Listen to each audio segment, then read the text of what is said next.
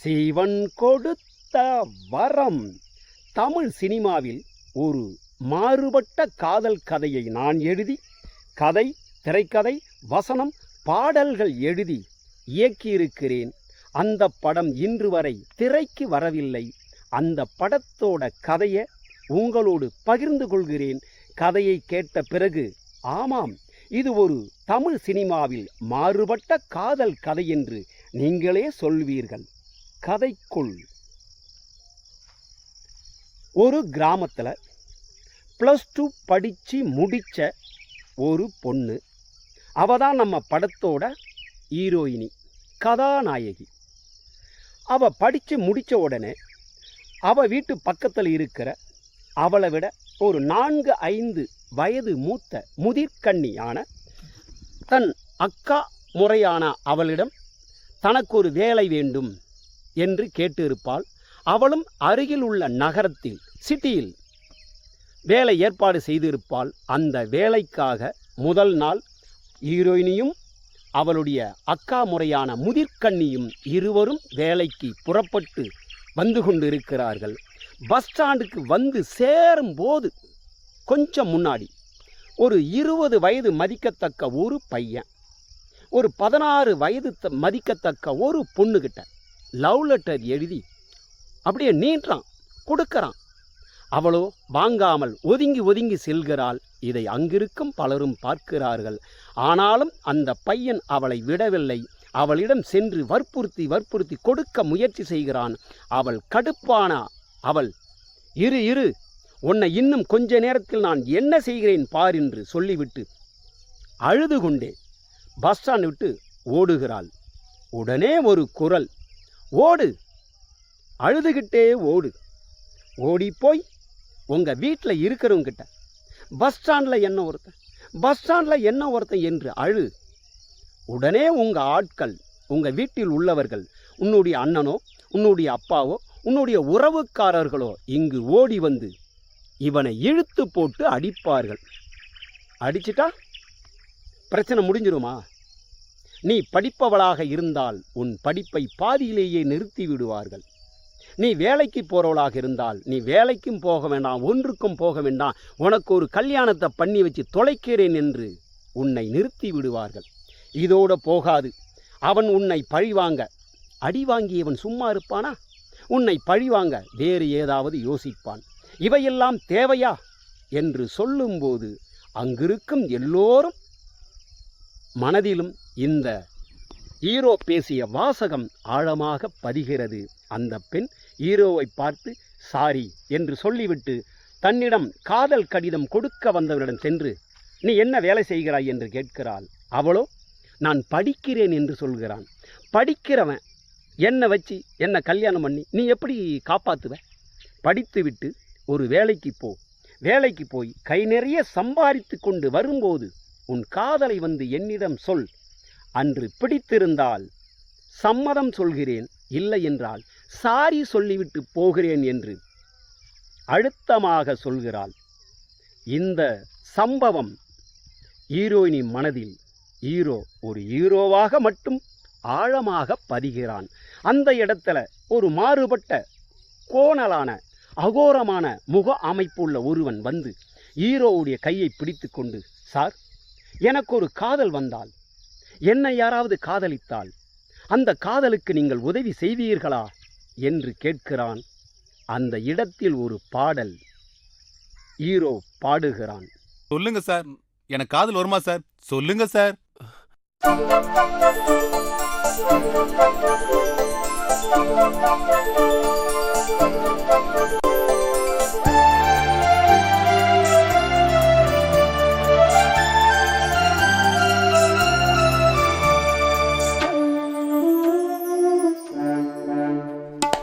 கருப்பாயிருந்தாலும் காதல் வருமடா,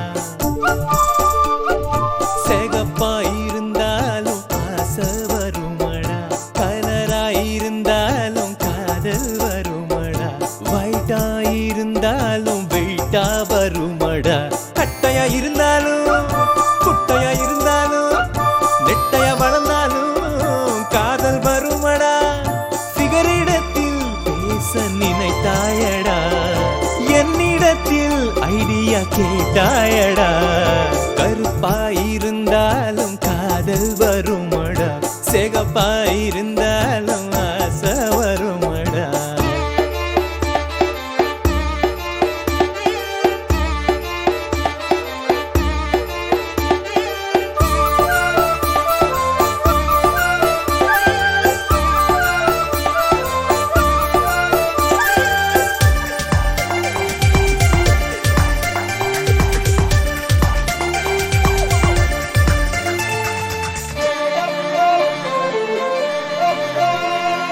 காலேஜ் போனாலும் ஸ்னேகா கம்ப்யூட்டர் படித்தாலும் ஸ்னேகா வயல் வேலை செஞ்சாலும் ஸ்னேகா வறுமைகள் வந்தாலும் ஸ்னேகா மனதில் லவ்தானே மகிழ்ச்சி அதுதானே மனிதன் மறுத்தாலும் உண்மை லவ்தானே பிறந்து வாழும் ஜீவனே பிறவிதோறும் காதலே ஒல்லியா இருந்தாலும் ஊமையா இருந்தாலும் ஊனமா இருந்தாலும் காதல் வருமடா சிகரிடத்தில் பேச நினைத்தாயடா என்னிடத்தில் ஐடியா கேட்டாயடா கருப்பாயிருந்தாலும் காதல் வருமடா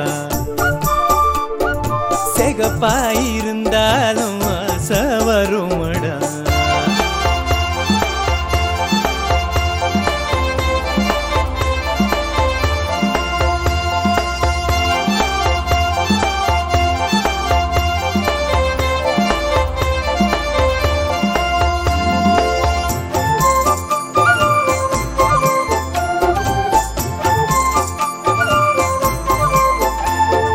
வெளிநாடு போனாலும் ஸ்னேகா வேலை தேடி அலைஞ்சாலும் ஸ்னேகா பணம் காசு இருந்தாலும் ஸ்னேகா பகை நூறு வளர்ந்தாலும் ஸ்னேகா வாழ்வில் லவ்தானே வசந்தம் அதுதானே இளமை இந்நாடு இனிமை லவ்தானே புதுமை விரும்பும் மனதிலே ஊத்து குலுங்கும் காதலே செவிடா இருந்தாலும் குருடா இருந்தாலும் கூடா இருந்தாலும் காதல் வருமடா பிகரிடத்தில் பேச நினைத்தாயடா என்னிடத்தில் ஐடியா கேட்டாயடா கருப்பாயிருந்தாலும் காதல் வருமடா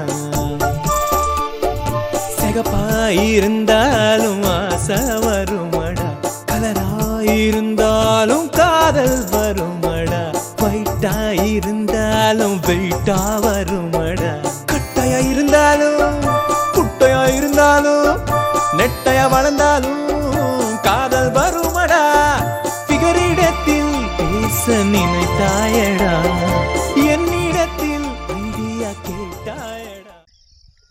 இந்த பாடல் முடிந்த பிறகு ஹீரோயினி எங்கெல்லாம் போகிறாளோ அங்கெல்லாம் ஹீரோ பின்னாடியே போகிறான், ஃபாலோ பண்ணுகிறான். எந்த இடத்தில் ஹீரோயின் இருந்து திரும்பி பார்த்தாலும் அந்த இடத்தில் ஹீரோ இருக்கிறான். ஹீரோயினியை பார்த்து சிரிக்கிறான், ரசிக்கிறான். இதை பார்த்த அவளுடைய அக்கா முறையான முதிர்கண்ணி தோழி, அவன் உன்னை விரும்புகிறான், அவன் உன்னை ஆசைப்படுகிறான், அவன் உன்னை காதலிக்கிறான் என்று பல முறை அவன் எங்கெல்லாம் ஹீரோயினியை ஃபாலோ பண்ணுகிறானோ அங்கெல்லாம் பார்க்கும்போது அந்த முதிர்கண்ணி அவன் உன்னை ஆசைப்படுகிறான், அவன் உன்னை விரும்புகிறான், அவன் உன்னை காதலிக்கிறான் என்று அழுத்தமாக சொல்கிறாள். இதை கேட்க கேட்க ஹீரோயினிக்குள்ளும் தன்னை ஒருவன் விரும்புகிறான், தன் பின்னாடியே சுத்துகிறான், தன்னையும் ஒருவன் காதலிக்கிறான் என்று அவள் மகிழ்ச்சியாக அவள் மனதுக்குள்ளும் ஒரு காதல் மலர்கிறது ஹீரோ மேலே. இப்படியே ஒரு 6 மாதம் போகும்போது ஒரு நாள் ஹீரோயினியை ஹீரோ ஃபாலோ பண்ணும்போது ஹீரோயினி ஹீரோவை கூப்பிட்டு, இங்க வா, என்ன ஆசைப்படுறியா, என்ன விரும்புறியா, என்ன லவ் பண்ணுறியான்னு கேட்குறான். இதை கேட்டதும் ஹீரோ திகச்சு போய் பார்க்கிறான். என்ன சொன்னீங்க? நான் உங்களை விரும்புகிறேனா? நான் உங்களை ஆசைப்படுறேனா? நான் உங்களை காதலிக்கிறேனா? யார் சொன்னது? அவள் அதிர்ச்சியாகி, இதை யார் சொல்லுவாங்க? ஒரு அழகான பொண்ணு பின்னாடி ஒரு 6 மாதம் பின்னாடியே சுற்றிக்கிட்டு ஃபாலோ பண்ணிக்கிட்டு இருந்தா அதுக்கு என்ன பேர்? அப்போ தான் ஹீரோயினி அழுத்தமாக இது சொன்னதும் ஹீரோ யோசிக்கிறான். என்ன சொல்கிறீங்க? நான் உங்களை ஃபாலோ பண்ணுறேனா? எங்கே? எப்போ? பஸ் ஸ்டாண்டில், கோயிலில், மார்க்கெட்டில், சினிமா தியேட்டரில், ரோட்டில், ஒரு ஃபங்க்ஷனில், இப்படி பலதரப்பட்ட இடங்களை அவள் அழுத்தமாக சொல்லும்போது ஹீரோ சிரித்துவிட்டு சொல்கிறான், இங்கெல்லாம் பல பேர் வந்து போகிற பொது இடம். 4 பேர் வருவாங்க போவாங்க. அதில் நானும் ஒருவனாக வந்திருக்கிறேன். நீ அதை பார்த்திருக்கிறாய். நான் உன்னை ஃபாலோ பண்ணுகிறனா என்று நீயாகவே நினைத்து கொண்டு நான் வந்திருக்கனா வரலையா, பின்னாடி வரனா வரலையா என்று நீங்கள் தான் என்னை ஃபாலோ பண்ணியிருக்கீங்க. நான் உங்களை பார்த்தது கூட கிடையாது என்று அழுத்தமாக சொல்கிறான். இதை கேட்டதும் அவள் நெஞ்சே வெடித்து விடும்போல் இருந்தது. அவளுடைய தலை வலிக்க ஆரம்பிக்கிறது. மெதுவாக கேட்குறான், நீங்கள் எதுக்கும் பயப்படாதீங்க. என்ன காதலிக்கிற மாதிரி இருந்தா தைரியமாக உங்கள் காதலை சொல்லுங்க. இதை கேட்ட ஹீரோ சிரிக்கிறான். சிரித்து விட்டு சொல்கிறான், எனக்கு காதல் வராது என்று. என்ன சொல்கிறீங்கன்னா? ஆமாம், எனக்கு காதல் வராது. சாரி, எனக்கு காதல் வராது வராது வராது என்று சொல்லிவிட்டு போய்கொண்டே இருக்கிறான். இதை கேட்ட ஹீரோயினுடைய தலை வெடிக்கிற அளவிற்கு அவளுக்கு தலைவலி உருவாகிறது. இதயம் நொறுங்குகிறது. அவள் காதல் கண்ணீர் வடிக்கிறது அவள் மனதுக்குள். இதுதாங்க ஹீரோ, இதுதாங்க இடைவேளை. இந்த ஆண்டாள் அழகர் திரைப்படத்தினுடைய இடைவேளை சாரி, எனக்கு காதல் வராது. இங்கே தான் இடைவேளை. இடைவேளை முடிஞ்சதுக்கப்புறம் ஹீரோயினி சோகமாக, துக்கமாக, துயரமாக, ஒரு வேலையும் செய்யாமல், உற்சாகம் இல்லாமல் அமைதியாக இருப்பதை பார்த்த முதிர்கண்ணியான அவளுடைய அக்கா, அவன்தான காதல் வராதுன்னு சொன்னான், நீ போய் காதல் வருதுன்னு சொல்லு. அவனுக்கு காதல் வராதுன்னு சொன்னான், ஆனால் உனக்கு காதல் வந்துடுச்சு இல்லை. ஆம்பளை தான் முதல்ல ஐ லவ் யூ சொல்லணும்னு சட்டம் ஏதாவது இருக்கா? இல்லையே. நீ போய் சொல்லு என்று சொன்னவுடன் கட் பண்ண அடுத்த சீனில் ஹீரோவுடைய ஆஃபீஸில் போய் ஹீரோவை சந்திக்கிறாள். ஹீரோ லவ் புக் பத்திரிகையில் வேலை பார்ப்பவன். அவனிடம் சென்று, நான் உங்களை லவ் பண்ணுறேன், ஐ லவ் யூ என்று சொல்கிறாள். இதை கேட்ட ஹீரோ மேலும் சிரித்து, நீங்கள் என்ன லூஸா? நேற்று நான் உங்களை லவ் பண்ணுறேன்னு சொன்னீங்க, இன்னைக்கு நீங்கள் என்ன லவ் பண்ணுறதா சொல்கிறீங்க. இது ரெண்டுமே சரி கிடையாது.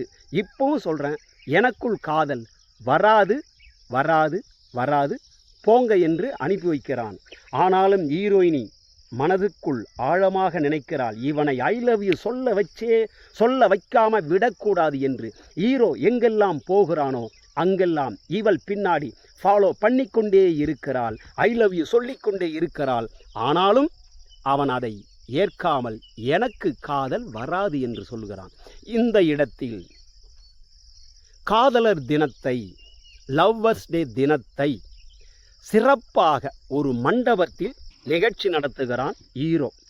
இதை கேள்விப்பட்ட ஹீரோயினி நேராக ஹீரோவை சென்று, உனக்கு காதல் வராது என்று சொல்கிறாய், நீ எப்படி லவ்வர்ஸ் டே கொண்டாடுகிறாய் என்று கேட்டதும் ஹீரோ சொல்கிறான், நான் காதலை பற்றி எழுதுவேன், பாடுவேன், ஆடுவேன், எல்லாம் செய்வேன், காதலர்களுக்கான அறிவுரையும் எல்லாம் சொல்வேன், ஆனால் எனக்குள் காதல் வராது என்று சொல்லிவிட்டு போகிறான். கருப்பாயிருந்தாலும் காதல் வருமடா,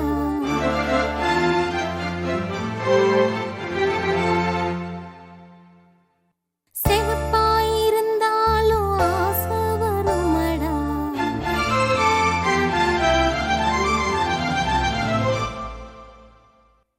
கருப்பாயிருந்தாலும் காதல் வருமடா, சிகப்பாயிருந்தாலும் ஆசை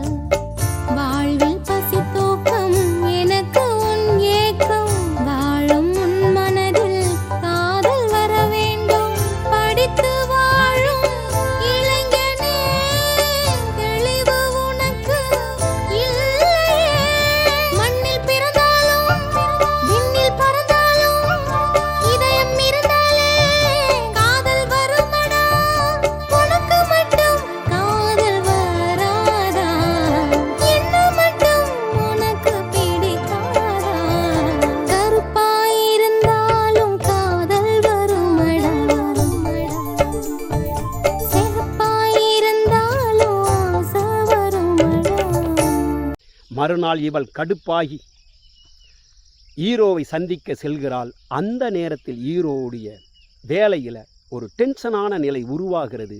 அப்பொழுது இவள் ஹீரோயினி போய் தன்னுடைய காதலை வெளிப்படுத்தும் போது அவன் கோபத்தின் உச்சத்திற்கு சென்று டென்ஷனில் ஏண்டி ஆம்பளை வேணும் அலைஞ்சி ஐ லவ் யூன்னு கத்திக்கிட்டு வர, அதுக்கு எத்தனையோ பேர் காத்துக்கிட்டு இருக்கிறான், அங்கே போடி என்று ஒரு வார்த்தையை சொன்னதும் அவள் பேய் அறைந்தது போல அப்படியே சிலை போல நின்றுவிட்டு அவன் சொன்ன வார்த்தை திரும்ப திரும்ப திரும்ப அவளுக்கு கேட்டுக்கொண்டே இருக்கிறது. தவறாக சொல்லிவிட்டான், தன்னை தவறாக சொல்லிவிட்டானே என்ற கோபதாபத்தில் அவளுக்கு அப்படியே தலை வெடிக்கிற மாதிரி வலிக்க ஆரம்பிக்கிறது. அவளுடைய இரண்டு கைகளாலும் தலையை இறுக்கி பிடித்து கொண்டு அவனையே பார்க்கிறாள். அவன் வேலை செய்து கொண்டிருக்கிறான், எழுத்து வேலை. அவள் தலையை பிடித்து கொண்டு இருக்கும்போது தலையில் ஏர்பின் சொருகியிருப்பாள். அதை பிடுங்கி அவன் செல்போனில் சார்ஜர் போட்டிருப்பான், அதை பிடுங்கிட்டு அதற்குள்ளே சொருகிறாள். மின்சாரம் தாக்கி கரண்ட் அடித்து ஷாக் அடித்து தமால் என்று விழுகிறாள். அடுத்த சீன் கட் பண்ணா ஹாஸ்பிட்டலில் படுத்து கொண்டு இருக்கிறாள். அந்த நேரத்தில் டாக்டர் வேகமாக அவளை காப்பாற்றுவதற்காக ட்ரீட்மெண்ட் செய்வ கிட்ட வரா. அவர் ஊசி போட வரும் அந்த சிரஞ்சி ஊசி மருந்துகளை கையால் ஹீரோயினி தட்டி விட்டுட்டு, டாக்டர், எந்த ஊசி மாத்திரையும் என்னை காப்பாற்றாது, இதோ நிற்கிறானே இவன், ஒரே ஒரு வார்த்தை ஐ லவ் யூன்னு ஒரு வார்த்தை என்னை பார்த்து சொன்னான்னா நான் நல்லாயிடுவேன் டாக்டர், குணமாயிடுவேன் டாக்டர் என்று சொல்கிறாள். இவள் சொல்லும் அழுத்தமான வார்த்தையை கேட்ட டாக்டர் ஹீரோவை திரும்பி பார்த்து கல்யாணம் ஆயிடுச்சான்னு கேட்குறாரு. இல்லை டாக்டர். அப்புறம் என்ன, பொண்ணு அழகாக தான் இருக்கா, ஐ லவ் யூ சொல்ல வேண்டியதானே என்று சொல்கிறாள். அப்போ தான் ஹீரோ சொல்கிறான், சாரி டாக்டர். அப்போவும் ஹீரோ சொல்கிறான், சாரி டாக்டர், எனக்கு காதல் வராது. டாக்டர் என்னையா காக்கா குருவிக்கெல்லாம் காதல் வருது, உனக்கு காதல் வராதுன்னு சொல்கிற? ஆமாம் டாக்டர், எனக்கு காதல் வராது. ஏயா வராது? கோபத்தில் டாக்டர் டென்ஷனில் கேட்க தனக்கு காதல் வராது என்ற அந்த காரணத்தை அழுத்தமாக சொல்கிறான். எங்கள் அம்மா ஒரு பெரிய கோட்டீஸ்வரனோட ஒரே செல்ல மகள், அவங்க ஒருத்தனை காதலித்து கல்யாணம் பண்ணி கர்ப்பமாகி அந்த குழந்தையா பிறந்தவன் தான் நான். டாக்டர், எங்கள் அம்மா ஒவ்வொரு நாளும் கடவுள்கிட்ட என்ன வேண்டுவாங்க தெரியுமா? கடவுளே, அடுத்த ஜென்மத்தில் எனக்கு காதல் வரக்கூடாது, எனக்குள் காதல் வந்ததால் நான் ஒருவனை காதலித்தேன், காதலித்த காரணத்தால் பெற்று வளர்த்த அப்பா அம்மா அண்ணன் தம்பி அக்கா தங்கச்சி சொந்த ஊர் மண்ணை விட்டு ஓடி வந்தேன். ஓடி வந்து 1 வருடம் ஆகவில்லை, நான் 9 மாத கர்ப்பிணியாகிவிட்டேன். என்னை காதலித்து கைப்பிடித்து கணவனானவன் என்னை விட்டு ஓடிவிட்டான். நான் அனாதையாக நின்றேன். கடவுளே, எனக்குள் காதல் வந்ததால் நான் ஒருவனை காதலித்தேன், காதலித்த காரணத்தால் ஊரை விட்டு ஓடி வந்தேன், ஓடி வந்த காரணத்தால் அனாதையாக நின்றேன். நான் அனாதையானதற்கு எனக்குள் காதல் வந்ததால் இனி 7 ஜென்மம் எடுத்தாலும் எனக்கு காதல் வரக்கூடாது, காதல் வரக்கூடாது, காதல் வரக்கூடாது என்று அவங்க அம்மா சொன்னதை நாம் விஷுவலாகவே இந்த இடம் காட்டுறோம். அது சீன் முடிஞ்ச உடனே, இப்போ சொல்லுங்கள் டாக்டர், எங்கள் அம்மா அடுத்த ஜென்மத்தில் காதல் வரக்கூடாது வரக்கூடாது வரக்கூடாதுன்னு கடவுள்கிட்ட தினம் தினம் வேண்டுவாங்க. அதை கேட்டு கேட்டு கேட்டு நான் முடிவு செய்தேன், இந்த ஜென்மத்திலேயே எனக்கு காதல் வரக்கூடாது என்று முடிவு செய்து விட்டேன். டாக்டர், எனக்கு காதல் வருமா? வராது. அப்போ இவகதி என்று டாக்டர் கேட்குறான். அதோ கைதிதான். இவளே ஆசைப்படுவா, இவளே காதலிப்பா, இவளே தற்கொலை செய்து கொள்ள முயற்சி செய்வாள், அதற்கெல்லாம் நானா பொறுப்பு என்று சொல்லிவிட்டு அந்த ஹாஸ்பிட்டலை விட்டு போகிறான். அந்த இடத்தில் டாக்டர் மீண்டும் ஹீரோயினிக்கு ஊசி போட போகிறாள். அவர் மீண்டும் அவள் தட்டிவிட்டு ஒரு வார்த்தை சொல்கிறார். டாக்டர், இது ஹீரோவுக்கும் கேட்குது. உங்கள் கண்ணு முன்னாடியே நான் இப்போ சாக போகிறேன், தற்கொலை பண்ணிக்கிட்டு சாக போகிறேன். கத்தியால் குத்திக்க மாட்டேன், கழுத்தை அறுத்துக்க மாட்டேன், விஷம் குடிக்க மாட்டேன், தூக்கில் தொங்க மாட்டேன், மாடியிலிருந்து விழுந்து சாக மாட்டேன். ஆனால் உங்கள் எல்லோரின் கண் முன்னாடியே நான் இப்போ சாக போகிறேன். ஹீரோவும் நின்று எப்படி சாகுவாள், தற்கொலையே எப்படி செய்து கொள்வனை நின்று யோசிக்கிறான். நான் மூச்சு விடுறேன்ல, நாம் எல்லோரும் உயிர் வாழ மூச்சு விடுகிறோம். அந்த மூச்சை நிறுத்தனா செத்து போயிடுவோம். இப்போ நான் அதை தான் பண்ண போகிறேன் அப்படி என்று தன் விடும் மூச்சை அவள் நிறுத்துகிறாள். ஆனாலும் ஹீரோ இதை கேட்டுவிட்டு அவன் மருத்துவமனை ஹாஸ்பிட்டலை விட்டு வெளியே போயிட்டான். எல்லோர் பார்வையிலும் இருந்து ஹீரோ வெளியே போயிட்டான். இப்போ ஹீரோயினி தற்கொலை முயற்சி செய்வதற்காக மூச்சை அடக்குகிறாள். அவளுக்கு கண்ணெல்லாம் உடம்பெல்லாம் ஒரு மாதிரி ஆகிறது. சில நொடியில் எல்லோரும் பயப்படுகிறார்கள். அடுத்த சில நொடியில் ஹீரோ ஹாஸ்பிட்டலுக்குள்ளே வரான், திரும்பி வரான். அதை பார்த்த எல்லோருக்கும் ஒரு மகிழ்ச்சி. ஐ லவ் யூ சொல்ல போகிறான், அதுக்கு தான் வரான் என்று எல்லோரும் நினைத்தார்கள். அவன் அருகில் வந்து அவள் முகத்தை பார்க்கிறான். அவளும் மூச்சை தம் பிடித்து கொண்டு அவனை பார்க்கிறாள். இருவரும் பார்த்து கொண்டே இருக்கிறார்கள். கடுப்பான ஒருவன் சொல்லி தொலையேண்டா என்று அழுத்தமாக சொல்ல பாக்கெட்டில் கைவிட்டு தாலியை எடுத்து அவள் கழுத்தில் கட்டிவிடுகிறான். எல்லோருக்கும் மகிழ்ச்சி. ஒரே ஒருத்தருக்கு மட்டும் இந்த புத்தி முதல்லே வரவேண்டித்தானே என்று கேட்கிறாள். அப்போ தான் ஹீரோ சொல்வான், இது என்னுடைய ஐடியா இல்லை, எங்கள் பாஸ் அப்படி என்று பின்னாடி காட்டிட்டு இவன் ஹாஸ்பிட்டல் விட்டு வெளியே வரும்போது எதிர்க்க எடிட்டர் வந்து என்னாச்சு அப்படின்னு கேட்பார். அந்த பொண்ணு என்ன ஐ லவ் யூ சொல்கிறா சார், என்னால் சொல்ல முடியாதுன்னு சொல்லி வெளியே வந்துட்டேன், அவள் சாக ட்ரை பண்ணிங்கிறான்வான். உங்கள் அம்மா கடவுள்கிட்ட என்ன கேட்டாங்க? அடுத்த ஜென்மத்தில் காதல் வரக்கூடாதுன்னு கேட்டாங்க. ஆனால் கல்யாணம் பண்ணிக்க வேண்டான்னு அவங்க சொல்லலை, கல்யாணம் வேண்டான்னு கேட்கல. நீ அவளை காதலிக்க வேண்டாம், தாலி கட்டி அவளை மனைவியாக்கிக் கொள் என்று தாலியை நீட்டுகிறார். உலகத்தில் பல பேர் காதலிக்கவே இல்லை, காதலர்களாகவே இல்லை, ஆனால் கணவன் மனைவியாக வாழ்ந்து கொண்டு இருக்கிறார்கள். அந்த மகிழ்ச்சியான நிறைவோடு இந்த படம் நிறைவடைகிறது. இந்த ஆண்டாள் அழகர் திரைப்படத்தில் நான் கதை, திரைக்கதை, வசனம், பாடல்கள் எழுதி இயக்கியிருக்கிறேன்.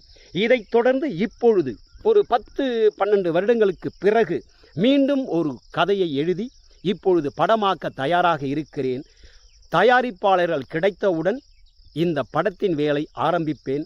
எனக்கு இந்த சினிமா சம்பந்தமாக அடுத்த படம் தயாரிப்பதற்கான சம்பந்தமாக ஏதாவது நீங்கள் உதவி செய்ய நினைத்தால், என்னோடு சேர்ந்து செயல்பட நினைத்தால் 9941630765 மகா துரை தொடர்பு கொள்ளலாம். என்னுடைய யூடியூப் சேனல் MAGADURAI